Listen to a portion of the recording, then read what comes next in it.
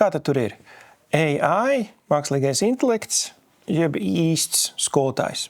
Plusi un mīnusi. Nu, mākslīgā intelekta plusi, tas nekad neuzvilksies. Tur uzdot vienu to pašu jautājumu, un viņš tev atbildēs mīļi un pieklājīgi. Un vēl katreiz pateiks, it's a good question. Vēl viens plus. Tas tev iedos vienu teikumu, vairākus variants, un pēc tam 2 sekundēs. Un tu varēsi izvēlēties, kurš tev labāk der. Un vēl viens izlabos tavs kļūdas. Tā kā, ja tev vajag rakstu darbus, kur pasakos līdz savām kļūdām, pat ieteiks labāku variantu, pēc tam vēl to izdarīs ļoti, ļoti ātri, mākslīgais intelekts, ideāli. Pie mīnusiem ir tas, ka mākslīgiem intelektam joprojām ir halucinācijas, jeb kļūdas. Vienkāršā valodā sakot, pēc 2., 3. teikuma viņš sāk jau piņķerēties un pazūst tālēs zilajās un aiziet nost no tās tēmas, par kuru tu gribi, lai viņš runātu. Un jā, tehnoloģijas iet uz priekšu, bet joprojām tieši balss saziņa un tajā, kā tu trenējies un kā tu sarunājies, kā sarunu partneris, tur vēl ir ceļš ejams. Dzīves skolotājs, pedagogs un ar pieredzi joprojām ir labāks risinājums kā mākslīgais intelekts, īpaši,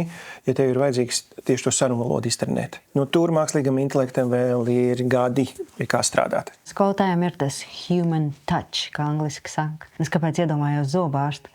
Tev varbūt elektriskā zobirsta krutākā, labākā.